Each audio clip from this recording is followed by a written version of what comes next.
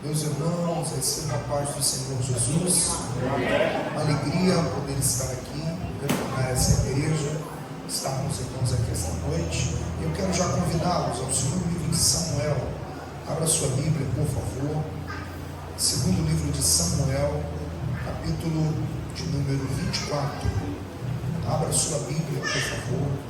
Segundo livro do profeta Samuel, capítulo de número 24,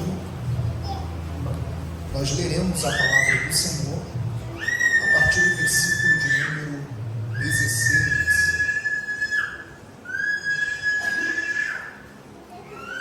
Segundo Samuel, capítulo 24, e versículo de número 16. Eu vou ler também, vamos começar a leitura no 15. Que é uma informação preciosa no 15, mas o terreno onde nós vamos trabalhar aqui hoje está relacionado diretamente ao sacrifício feito por Davi. Segundo Samuel 24, versículo 15. Louvar a Deus pela vida do pastor Cláudio Lobo, esse amigo querido, sempre um prazer atendê-lo, citando o nosso pastor, estou citando a todos que estão envolvidos nesse evento.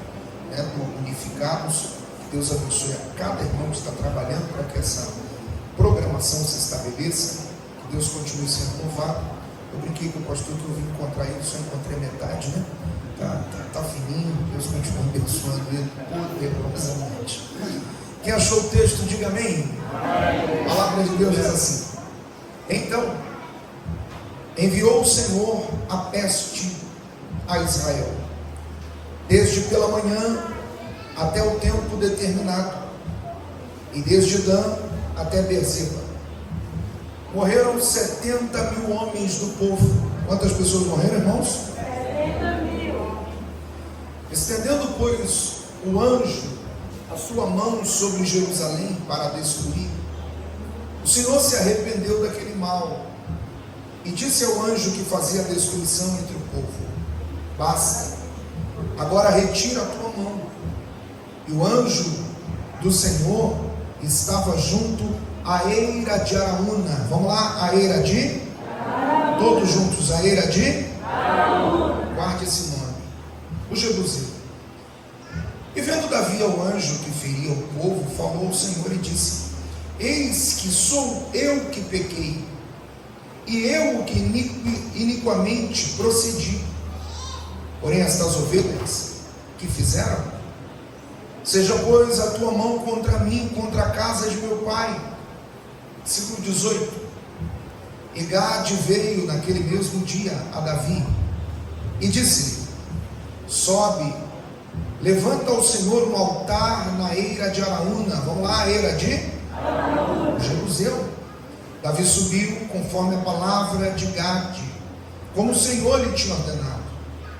E olhou Araúna e viu que vinha para ele o rei e os seus servos. Saiu, pois, Araúna e inclinou-se diante do rei com o rosto em terra. E disse Araúna: porque vem o rei, meu senhor, é o teu servo. E respondeu Davi: para comprar de ti esta eira, a fim de edificar nela um altar ao Senhor, para que este castigo cesse de sobre o povo. Então disse Araúna a Davi: olha isso, tome e ofereça ao rei meu senhor o que bem parece aos seus olhos. Eis aí bois para o holocausto, os trilhos e o aparelho dos bois para a lenha. Versículo 23, guarda isso. Tudo isso deu Araúna ao rei. Vamos juntos? Tudo isso deu Araúna ao rei. E disse mais Araúna ao rei: o Senhor teu Deus tome prazer em ti. Porém o rei disse a Araúna: não, porém por certo preço tu pagarei, porque não oferecerei ao Senhor meu Deus holocaustos que não me custem nada. Assim Davi comprou a eira e os bois por 50 siclos de prata. E edificou Davi ali ao Senhor um altar, e ofereceu holocaustos e ofertas pacíficas. Assim o Senhor se aplacou para com a terra, e cessou aquele castigo sobre Israel. E você diz glória a Deus. Tome o seu assento, por favor, adorando a Jesus com toda a sua alegria. Meus amados, a história de Davi é uma história conhecida. Alguns momentos da história do rei Davi são mais conhecidos do que outros. Se nós esta noite, falando sobre Davi, citássemos o dia em que Davi foi ungido a rei sobre Israel, com certeza esse dia é um dia conhecido, um momento épico na vida deste moço a quem Deus chamou, a quem Deus escolheu, a quem Deus separou. Outro momento importantíssimo na vida de Davi se dá quando a unção que já havia descido sobre ele em casa, agora se dá sobre Judá. Um momento épico, onde Deus vai honrar Davi diante de uma das tribos de Israel.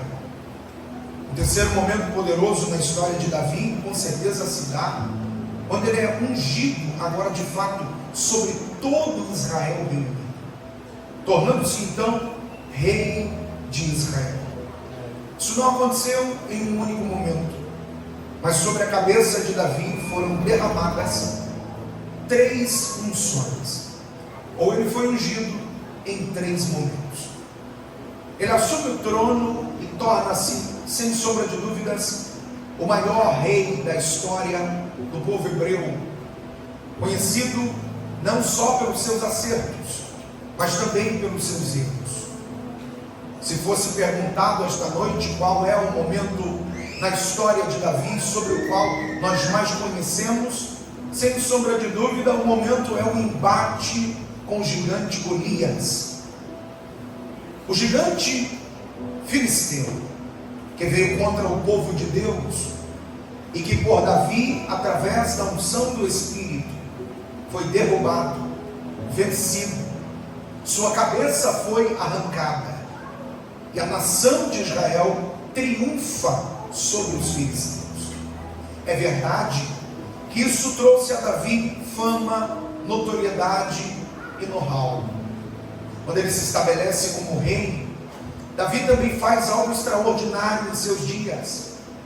Ele traz de volta a arca da aliança, a arca do concerto, a arca do Senhor, que estivera fora no período de Samuel, vinculado diretamente à trágica história de homens que na biografia aparecem como filhos de Eli e que perderam a arca diante dos filisteus.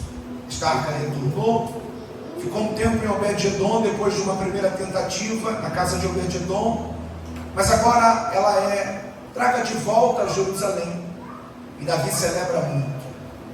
Se nós fôssemos esta noite citar todos os momentos extraordinários, vitoriosos, gloriosos, garbosos da vida de Davi, faltar-nos-ia tempo, porque em verdade esse moço foi um instrumento de Deus. Este homem se tornou um marco na história, e ele passa para a história como um representante legal do Cristo que viria. No Novo Testamento, não é uma, duas, são várias vezes, em que as pessoas, para chamar a atenção de Jesus para serem curadas, citaram o nome de Davi. O evento do cego de Jericó, quando Jesus ia passando, é um exemplo muito bom. O clamor do cego fora este: Jesus, filho de Davi, tem misericórdia de mim. A verdade é que Davi passou para a história como um grande herói, como um grande nome, como um instrumento gracioso a quem Deus usou com muita excelência, muita autoridade e muita graça. Entretanto, eu preciso dizer àqueles que estão me acompanhando e me ouvindo bem, que de verdade, se Davi passa para a história desta maneira, a Bíblia, o livro de Deus, não esconde a humanidade desse homem, a vulnerabilidade desse grande guerreiro, que no campo de batalha é um soldado poderoso, é um rei corajoso, mas que teve seus dramas, suas quedas, seus pecados, suas falhas. Engana-se o homem ou a mulher quando pensa que Deus não conhece os bastidores da nossa vida. Deus sabe quem nós somos, sabe quem nós somos e sabe quem somos sem que ninguém veja. Eu não estou falando sobre esconder questões, eu estou falando sobre entrar diante de Deus com autenticidade, não arrogando para si perfeição, porque não há ninguém assim esta noite, vai começar de mim, nesse lugar. Somente o Deus Todo-Poderoso. Deus sabe quem você é, Deus sabe quem eu sou, Deus sabe dos nossos acertos e erros, Deus sabe dos nossos momentos de vitória e de desastre. E por isso, a Bíblia é o único livro histórico que não esconde as falhas dos seus heróis. E Davi errou muito, errou com certa frequência.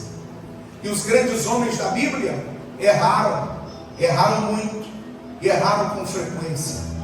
Não são perfeitos. O único homem que andou por esta terra, para o qual ninguém poderia apontar o dedo, mas mesmo assim o fizeram de forma mentirosa, se chama Jesus Cristo de Nazaré.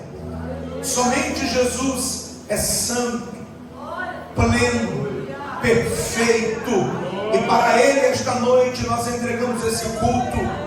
Para Ele nós devotamos a nossa gratidão e o nosso louvor. E se isso é verdade, levante as suas mãos e glorifique a Jesus Cristo. Ele sim nunca falhou. Estou dizendo isso a vocês porque 2 Samuel capítulo 24 é uma destas abordagens da Bíblia. É um desses momentos onde a palavra de Deus mostrará as falhas de um homem. Aqui está o segundo e grave pecado do rei Davi. O mais conhecido, sem sombra de dúvidas, se deu na interação de Davi com Betseba, o adultério com esta mulher, o assassinato do então marido dela, Urias. Esta história é muito mais pregada do que essa que eu li aqui hoje. Essa história é muito mais conhecida do que esta que eu li. Este primeiro erro de Davi se deu no capítulo 12 desse livro. E o segundo está no capítulo 24. Ambos são pecados cometidos por Davi. Erros cometidos pelo homem que a Bíblia chama de homem segundo o coração de Deus. Este Davi que apresento a vocês esta noite, que é um homem cheio do Espírito Santo, chamado pelo Senhor, escolhido por Deus para um tempo específico, usado para conquistar grandes vitórias. Errou no evento de Betseba e Urias, e errou de novo, e errou mais uma vez. Graças a Deus que a misericórdia do Senhor é a causa de nós não sermos consumidos. Porque Jeremias disse que as suas misericórdias não têm fim. E eu preciso dizer isso aqui com responsabilidade, mas também com compromisso com a palavra de Deus. Geralmente a mentalidade humana funciona assim: quando é para tratar o pecado do outro, o homem grita juízo. Mas quando é sobre seu próprio pecado, ele clama por misericórdia. Que o nosso discurso mude hoje, e mude agora, e mude aqui, e mude pela palavra de Deus. Que a misericórdia que funciona para você, funcione para todos aqueles que estão próximos da graça de Deus. O Salmo 136, falando sobre a misericórdia, dedica toda a segunda parte de todos os versos do Salmo a dizer que a misericórdia do Senhor dura para sempre. Jeremias, ao escrever sobre esse assunto da misericórdia no livro de Lamentações, ele disse que elas são novas a cada manhã. A misericórdia que te sustentou ontem não é a mesma que te sustenta hoje, e não é a mesma que te sustentará amanhã.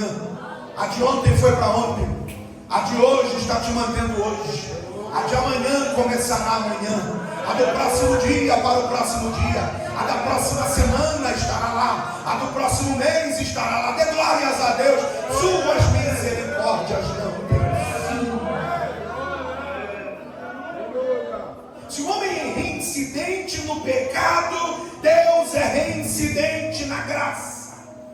E eu preciso dizer isso, porque no 24º capítulo de 2 Samuel, Davi errou de novo, e dessa vez não é um pecado moral, e desta vez não tem absolutamente nada a ver com a questão sexual.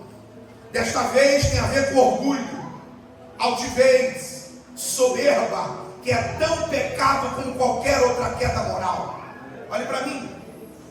A verdade é que existe uma maneira, e eu não sei quem é que enfiou isso na nossa cabeça, de tratar pecados como questões diferentes, pecadinho e pecadão, quando no tribunal de Deus tudo é um crime no tribunal divino. É uma falha, é literalmente uma quebra da aliança. Bendito seja o Deus Todo-Poderoso, porque a verdade é que o Deus que perdoa o adúltero também tem graça para perdoar o mentiroso. Ele só precisa se arrepender. E do ponto de vista bíblico, em 2 Samuel 24, Davi tem no coração uma espécie de altivez, orgulho, soberba. E Davi vai numerar o povo. A ideia de numerar o povo aqui é saber qual é o tamanho do seu reino, qual o tamanho de sua autoridade, quais são os limites que o seu reinado alcançou, quando na verdade Deus nunca nos chamou para termos a plena consciência de tudo que Ele nos deu nesse sentido. Deixa eu dizer isso aqui com cuidado, porque pode soar diferente, e eu preciso ser cauteloso, mas estou falando a pessoas inteligentes, e isso aí já ajuda.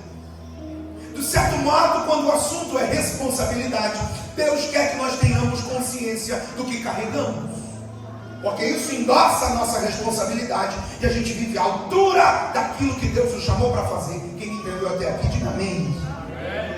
Mas quando o assunto é a generosidade de Deus sobre nós, quem muito calcula o que Deus tem dado, no sentido de se vangloriar disso, erra. E nesse sentido seria muito bom que a gente não tivesse noção do que carregamos, noção do tamanho da unção que está sobre a nossa vida, noção do tamanho do impacto daquilo que Deus tem entregue a nós, para que a gente compartilhe com outros. Porque tem gente que afoga num copo d'água. Você está me acompanhando aí ou não? Tem gente que enquanto ele está na prova, ele é humilde, ele é simples, ele dá participação para todo mundo, ele sorri para o grande e para o pequeno, ele é gente boa, ele é generoso. Conta comigo, estou aí, faço parte da equipe, põe meu nome no grupo, na lista, eu vou ajudar. Então melhora um pouquinho a vida dele, ele muda. Você conhece gente assim? Não chegou em lugar nenhum, melhorou um pouquinho, ele já muda a maneira de tratar, a maneira de se portar. A pessoa muda. E alguém diz assim, será que mudou mesmo? Eu sou da tese de que não mudou, ele só recebeu uma oportunidade para revelar o que era. Olhe para cá. Que Deus guarde o nosso coração do orgulho, que Deus proteja o nosso coração da soberba, que Deus nos esconda no seu santo pavilhão, e que isso não faça parte da nossa vida, mas que a celebração seja o nosso motivo de estar aqui, que Ele cresça e que eu diminua, que Ele seja adorado e que nós o adoremos. Quem pode erguer as duas mãos e adorar a Deus? Ele é o motivo da nossa vida. Como disse o salmista, não é nós, mas ao teu nome seja dado glória. Como eu falo, um povo espiritual, uma igreja inteligente, Davi vai numerar o povo. Um dos seus capitães tenta aconselhar o rei, não faça isso, mas ele estava obstinado, ele queria saber o tamanho da multidão que ele liderava. Envia os homens que percorrem o território por certo tempo e por alguns meses. Os números são contabilizados e chegam diante de Davi, e Davi se alegra. Para você que está me acompanhando, ouça o que eu vou lhe dizer: não adianta nada o homem estar feliz se Deus não está feliz com esse homem. Não adianta nada o homem estar se sentindo pleno e realizado se o céu não está aprovando os seus passos.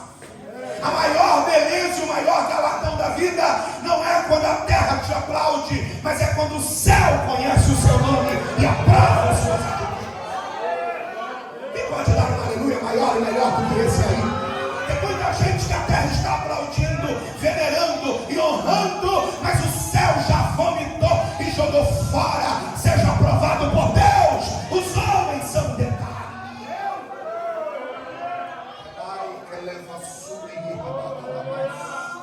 Davi não era o povo, e Deus despreza o que ele faz, e Deus condena a sua atitude. Davi, Deus o rejeita, Deus considera isso um pecado. Jeová desce através do profeta e diz: eu não aprovei o que você fez, eu não te chamei para isso, o reino nem é seu. Olha para mim, eu vou julgar a nação, porque Deus é assim.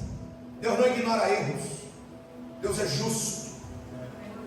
Deus põe na mesa 3 opções de punição cedidas a Davi.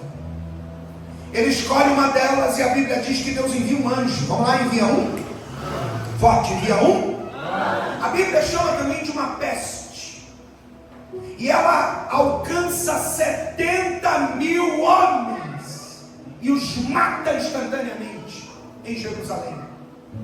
Davi está no palácio, vislumbrando aquela cena. Irmão, não são 70 pessoas que morreram, são 70.000. É uma mortandade para um reino extremamente pequeno em relação aos nossos dias. 70.000 pessoas. Quantos habitantes tem essa cidade? Quanto? 15.000. Olha isso. Como é que é? 2, 4, 5. 5 vezes. Mais do que 5. 70.000 pessoas tombam em Israel.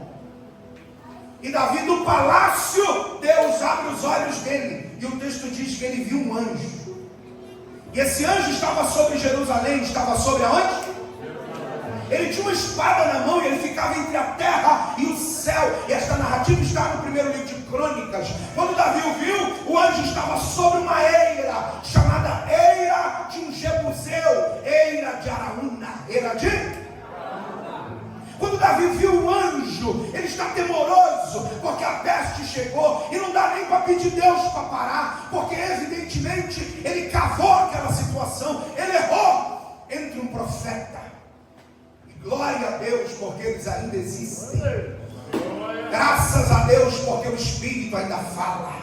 Bendito seja Deus, porque o céu ainda está direcionando seus filhos. Eu não sei quem pode adorar a Deus, mas eu preciso dizer isso aqui esta noite. A presença de uma mensagem de Deus é a prova de que Deus ainda quer você, e por isso está falando contigo. Quando Deus despreza, Deus ignora. Quando Deus ainda quer, Deus insiste. Oh, glória a Deus. A Bíblia diz que o profeta entra, e o seu nome é Gade. Quando Gade entra, ele diz: eis o anjo. Davi também está vendo, e ele dá uma orientação para que a praga cesse, para que ninguém mais morra, para que o anjo vá embora e guarde a espada. Você precisa oferecer a Deus um sacrifício. Prega comigo, um. E o nome do sacrifício é holocausto. E para fazê-lo é necessário madeira, fogo, altar e oferta. Para você que está me acompanhando, isso é uma direção para que a praga cesse, para que o mal acabe, para que a mortandade extermine. E só tem um jeito de fazer com que isso pare: culto. Altar, culto. Sacrifício, culto. Holocausto, culto. Eu preciso dizer àqueles que vieram ao culto esta noite: você não tem ideia do que isso é capaz de fazer na esfera espiritual. Não é só meia dúzia de musiquinhas, uma boa oratória, uma boa mensagem, uma interpretação de texto, um músico tocando, alguém louvando, e a gente para, 9 alguma coisa, e vai para casa. Isso aqui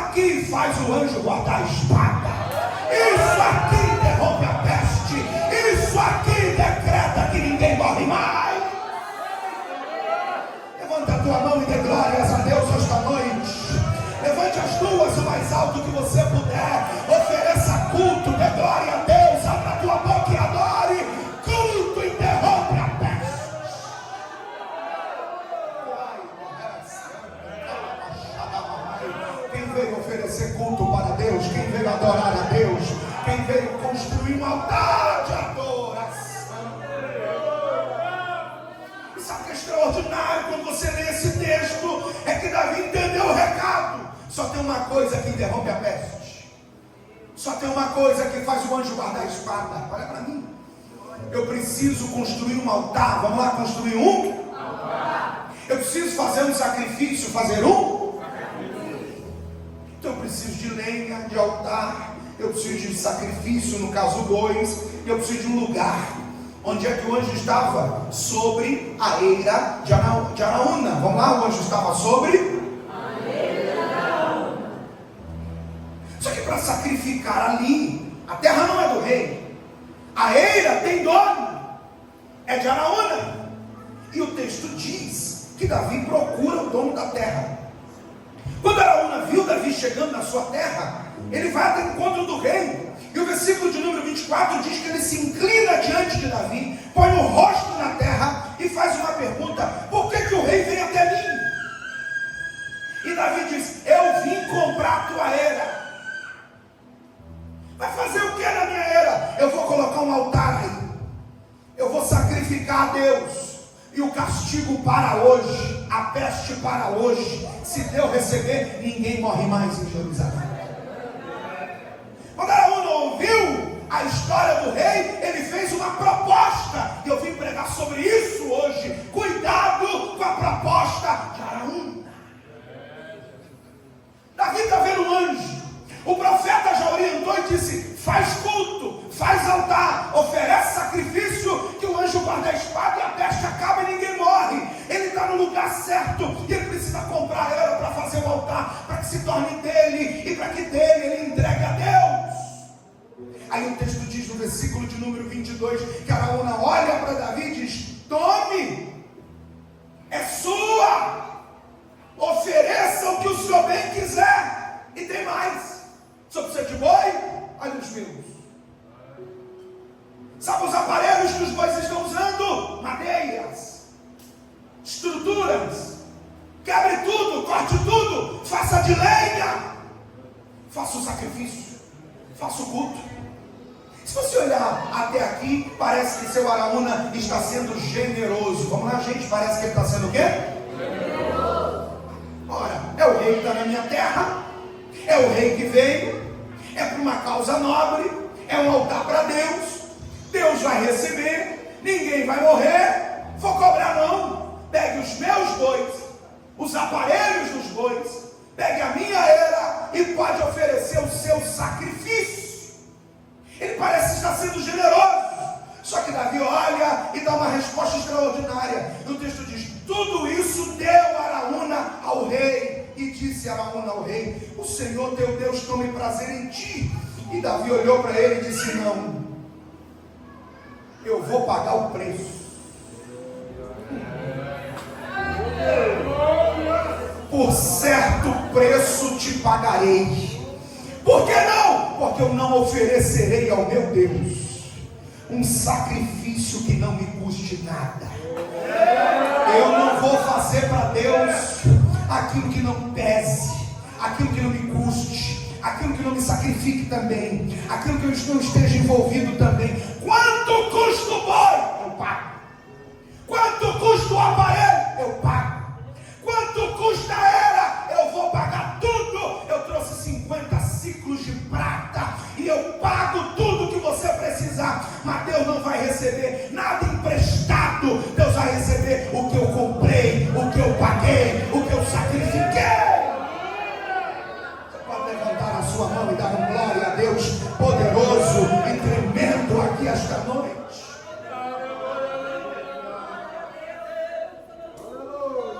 Estamos na era de Araúna esta noite, irmãos.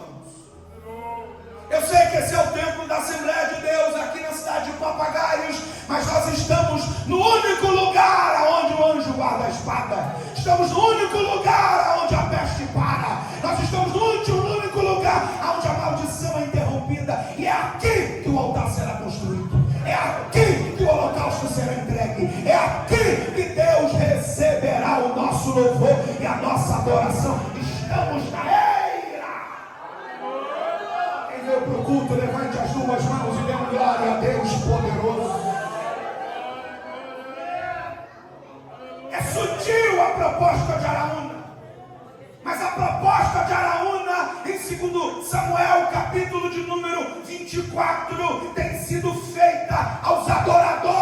nesse tempo. Como assim, pastor? Quando você olha para o versículo de número 22 e 23, ele olha para Davi e diz: tome os bois, os trilhos, os aparelhos, pegou tudo isso e deu a Davi.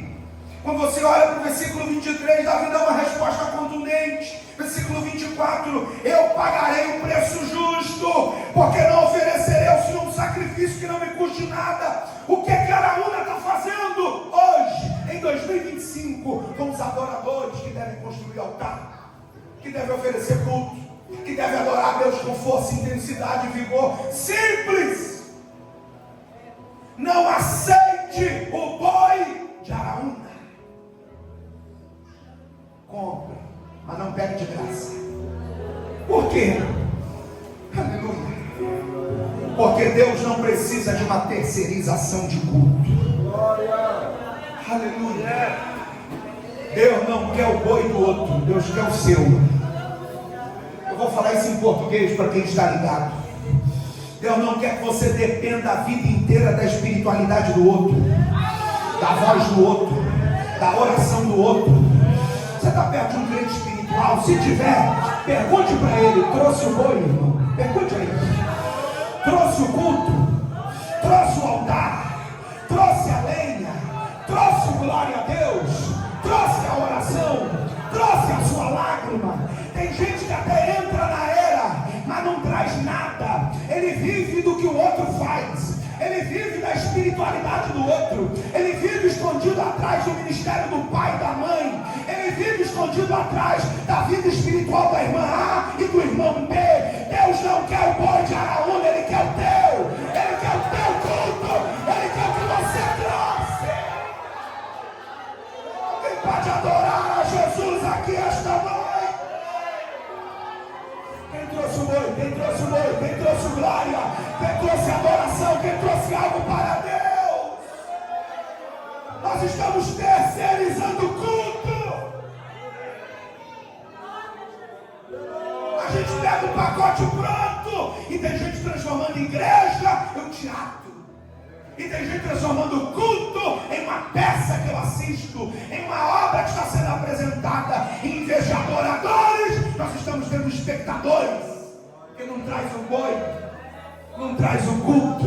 Aí senta por aí e fica dando nota no hino, nota na mensagem, nota na liturgia. Errou aqui, acertou ali. Se fosse eu, alô, isso aqui é para quem trouxe o boi, isso aqui é para quem trouxe o culto.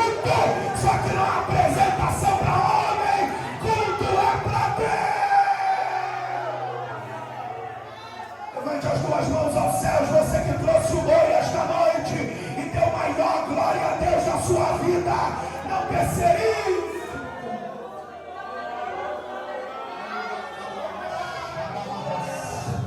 Eu não vim a papagaios brincar de culto esta noite. Eu não vim a esta igreja brincar de mensagem. Tenho mais o que fazer. Você também tem mais o que fazer. Eu vim entregar uma mensagem do céu. E o céu está dizendo aqui desse altar para esta igreja: Deus quer você. Deus quer a sua voz. Deus quer o seu coração. Deus quer a sua prioridade. Deus quer o teu tudo. Deus quer o que você é. Deus quer o que você trouxe. Deus quer a tua alma. Deus quer a sua inteireza e não a do outro.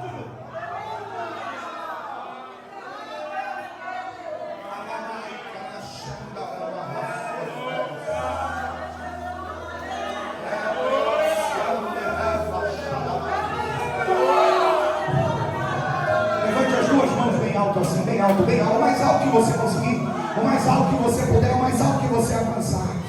Eu sei que tem gente que pode orar por você. Segure sua mão. Mas Deus está dizendo esta noite: ore em você. Tem gente que canta bem melhor que você, mas Deus quer ouvir o louvor dos seus lábios. Tem gente que fala muito melhor que você, mas Deus quer usar a sua boca.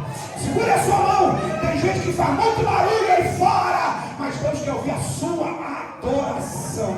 Eu quero convidar os crentes que estão com a mão erguida esta noite a adorar a Deus por pelo menos uns 30 segundos aqui agora. Se você trouxe o boi, põe no altar. Se você trouxe o culto, põe no altar. Se você trouxe a adoração, põe no altar. Porque dele, por ele e para ele são todas as coisas.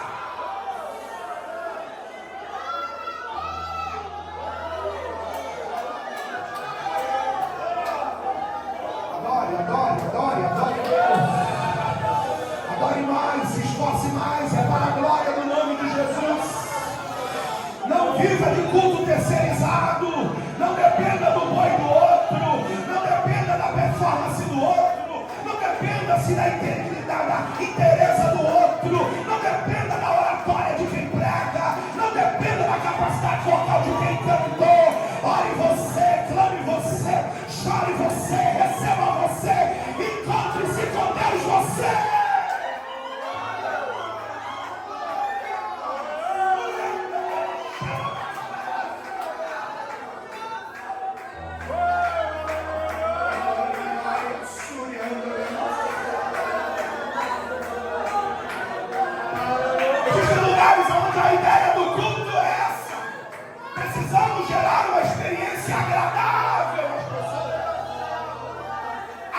Há pessoas preocupadas com isso, em agradar quem frequenta. Eu não estou dizendo que a gente gera um ambiente desagradável, mas o propósito do culto não é uma experiência com o homem. O propósito do culto é adorar a Deus. Está comigo aí ou não? Quem terceiriza culto, quem depende do boi de Araúna, precisa agradar para a terra. Precisa fazer bem feito, senão alguém vai dar nota baixa. Precisa fazer do jeito que se espera, do jeito que alguém aguarda, porque senão a festa pode ser muito boa ou pode ser muito ruim, porque tem alguém para dar nota, quando na verdade é Deus no céu que desaprova ou rejeito, recebo ou não recebo, e Ele está esta noite no trono de glória, recebendo o sacrifício de quem trouxe o seu boi.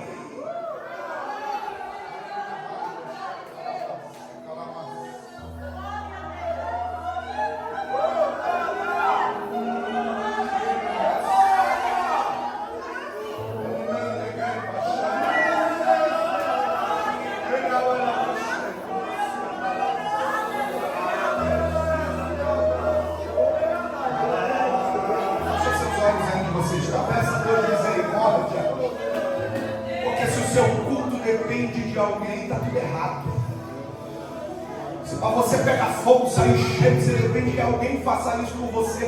Isso é boi de Araúna, não é seu. Ah, irmão, vamos ser sinceros. A gente está num ambiente de sinceridade, de verdade. A palavra de Deus está aberta diante de nós. Que tem gente que já sabe como a liturgia funciona, e ele é dependente dela. Mas sabe onde estão os cultos mais extraordinários da Bíblia? Um deles está em Atos capítulo 2. Em Atos capítulo 2 não tem liturgia. Em Atos capítulo 2 não está nada programado. Aleluia. Em Atos capítulo 2 tem quase 120 pessoas que trouxeram boi, a oração. Estão entendendo a minha linguagem? Há 10 dias clamando a Deus. Aí de repente, sem liturgia, sem horário, sem previsibilidade, sem organograma, o céu abriu e eles foram selados pelo poder do Espírito de Deus, e começou ali o Pentecoste. Levante as suas duas mãos e receba esta palavra. O dia que você trouxer o boi, você vai ver se alguém afinar ou desafinar, não vai mudar nada. Se a oratória for boa ou ruim, não vai mudar nada. Se o pregador é de casa ou é de fora, não muda nada. É para Deus, é para Deus, é para Deus.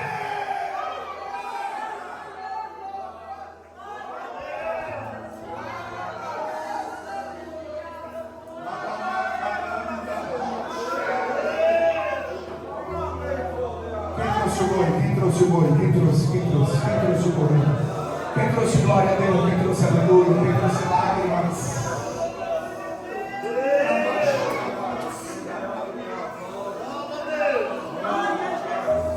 Uma mulher da Bíblia que me encanta.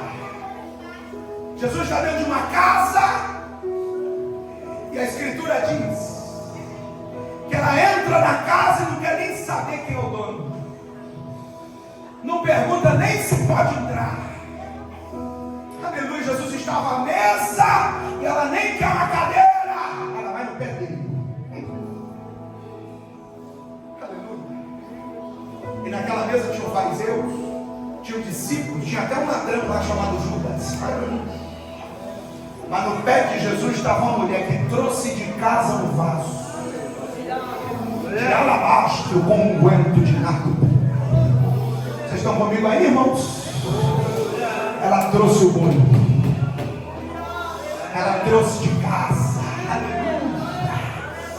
E como é bom quando nós entendemos isso, que Jesus está na ira e que a gente precisa trazer algo. Ela trouxe e jogou no pé dele.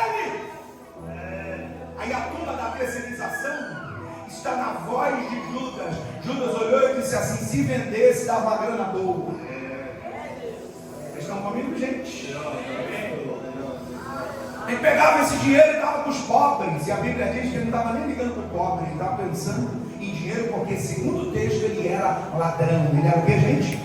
Forte, ele era o que, gente? Quem não traz nada de casa só pensa na si. Quem não traz o boi de casa, o unguento de casa, o culto de casa, só pensa na estrutura. Guarda isso, irmão, perde isso não.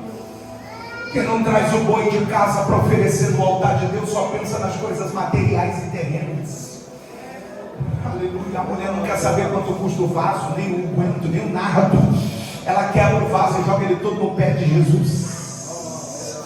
A terra chama isso de desperdício, mas o céu chama isso de culto. Aleluia. Não há nada que você ponha na era de Deus, no pé de Jesus, no culto esta noite para o Senhor, que fique em desperdício. Quando você entrega para Deus, valoriza. Quando você entrega para Deus, você está sentindo. Alguém pode entender isso? Quando você entrega para Deus, você deu propósito àquilo. Eu quero esta noite dizer a quem tem um glória a Deus poderoso: traga o boi de casa e você vai ver que o seu culto será outro e terá outros resultados. Olha para a pessoa que está perto de você e pergunte para ela aí: você trouxe o boi? Você trouxe o boi? Quem trouxe o boi? Quem trouxe o boi? Quem trouxe? Quem trouxe? Pastor, é que não deu para trazer o boi. Davi também não levou. Deveria, mas não levou. Aí no texto Araúna vem, ó a proposta: tome os bois, os aparelhos e sacrifique na minha era. E a Bíblia diz: e deu ao rei. Deu ao? Deu ao? Mas aquele dia, apesar de Davi ser o rei em exercício, ele está ali não para celebrar quem ele é. Vocês estão comigo, gente? Ele está ali para celebrar o Todo-Poderoso. Porque aqui não importa se você tem coroa ou não, se você é grande ou se você é pequeno, se você vê a pé ou no carro no ano. Aleluia. Aqui não interessa se você ganha salário mínimo ou se o seu faturamento é extraordinariamente diferente da grande maioria. Isso aqui não importa. O que importa aqui é quem entrega para Deus, é quem adora a Deus, é quem cultua a Deus, é quem celebra a Deus. Davi chegou e o Araúna diz: toma! Davi grava uma lição e eu quero que você saia com ela daqui nesse lugar esta noite, no coração. Não!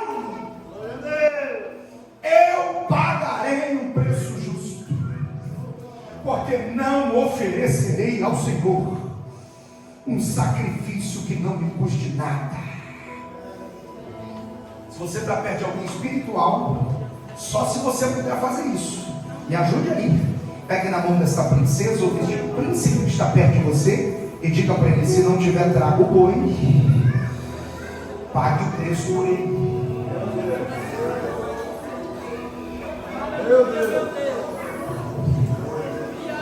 Porque para Deus ainda existe preço. Vocês estão comigo, gente? Para Deus ainda exige preço. Pague o preço justo. Qual que é a proposta de Araúna, pastor? Eu digo, é a proposta da facilidade. É a vida cristã moderna, onde não se cobra absolutamente nada de ninguém, onde não se exige mais nada. Tudo é fácil, tudo é autorresolvido, tudo é resolvido nas escuras, ninguém mais se compromete com nada, porque tudo é de graça. É a proposta de Araúna: um evangelho sem cruz, uma mensagem sem sacrifício, um pastoreio sem disciplina, uma liderança sem organização e exigência. E Deus não é o Deus da facilidade, Deus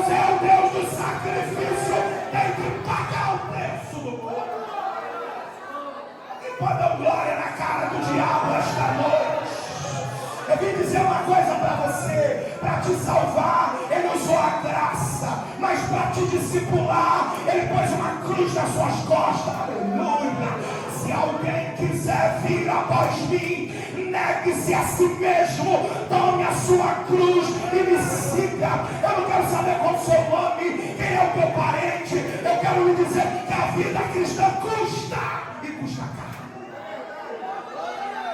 Quem pode adorar a Deus com essa verdade aqui esta noite?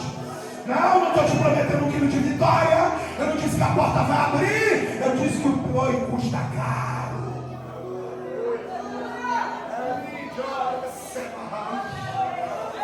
É que eu não concordo. Então procure um ambiente liberal, onde ninguém vai saber nem seu nome, nem suas crises, e você nunca terá um discipulado sério, onde os carrapichos não serão arrancados da ovelha, onde os maus hábitos nunca serão tratados, os vícios nunca serão arrancados, porque ninguém cobra preço de boi, ninguém exige nada, é uma porta larga, um caminho espaçoso.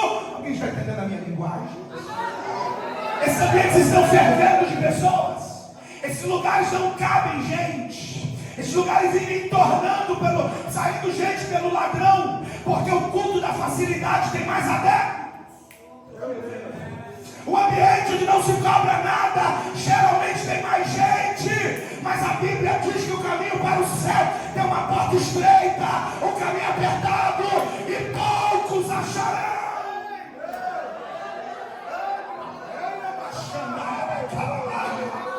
Eu estou sentindo graça de Deus aqui nesse altar, e eu prego para quem leva Deus a sério esta noite: continue carregando a cruz, continue lutando contra o pecado.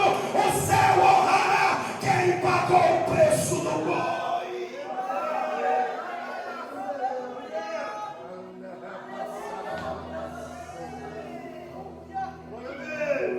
Preciso dizer, alguém tem glória a Deus, que a facilidade tem matado os adoradores. É tudo tão fácil que ninguém sabe o custo, o preço que é para entoar um louvor a Deus. Parece que a igreja, vez por outra na história, ela precisa de uma perseguição para ela aprender o que ela é. O crente precisa de um vale, de uma moeda para valorizar o banco que ele senta. Você está comigo aí ou não, meu irmão?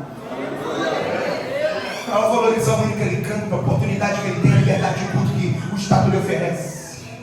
Eu quero adorar a Jesus por duas razões. Primeiro, porque a Ramona está por aí fazendo a proposta aos adoradores para o evangelho da facilidade, para o culto da permissividade, para a lascívia, a sujeira, a imoralidade.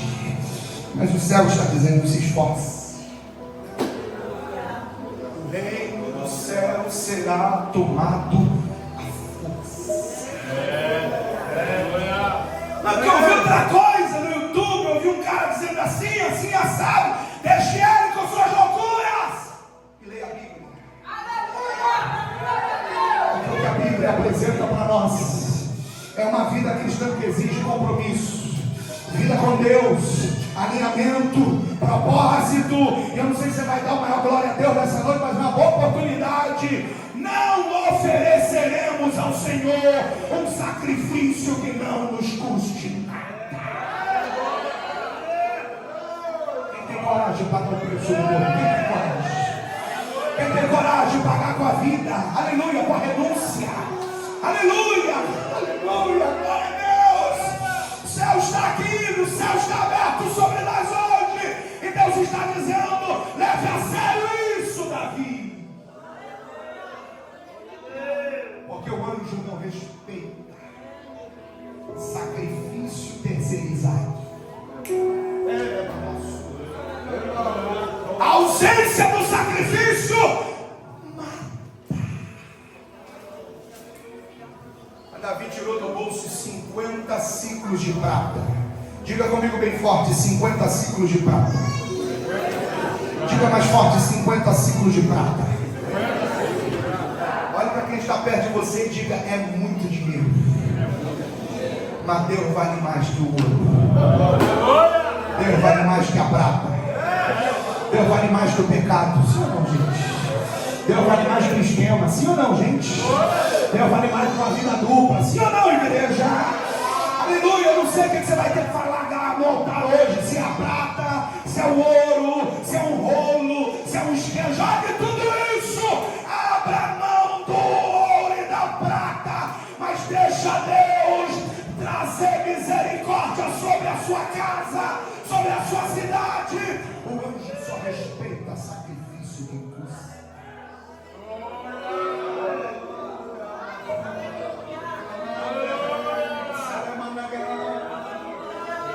Onde estão os crentes espirituais aqui desta igreja esta noite?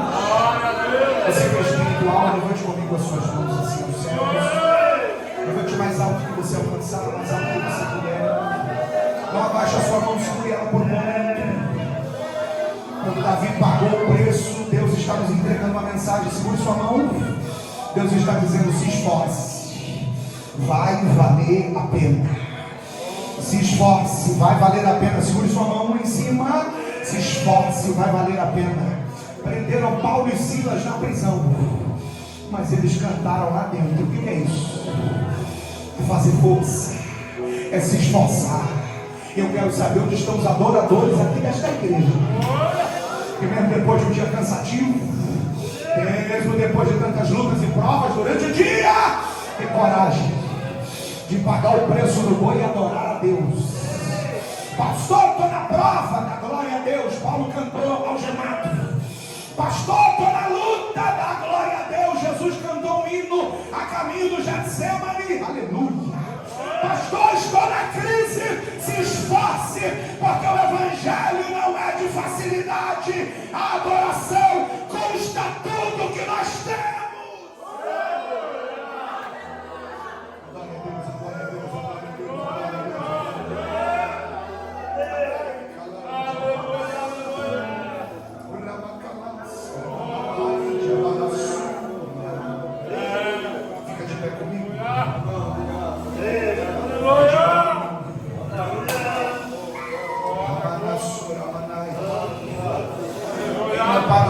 Para culto não sabe quanto vale isso aqui. Quem não traz o boi de casa, quem não paga o preço do boi, não sabe quanto custa o privilégio de adorar a Deus. É por isso que nós temos uma geração que troca Deus por um esquema, troca o relacionamento com Jesus por qualquer coisa. Uma semana ele é crente, na outra ele está perdido e promíscuo, porque não sabe o preço do boi. Aleluia. Deixa eu falar isso aqui para quem está ligado, interessado ainda na mensagem. Eu não acabei ela, eu estou pregando ainda. O Senhor está dizendo para você e para mim esta noite: você traz o boi de casa ou você paga o preço dele. Mas para Deus nada na facilidade. Para Deus é de todo o coração. Para Deus é com a nossa inteireza. Você pode segurar a mão de alguém para nós orarmos esta noite? Será que nós temos alguém para louvar a Deus? Não sei se tem. Eu quero que você segurasse a mão de alguém que está perto de você. Aleluia. Aleluia.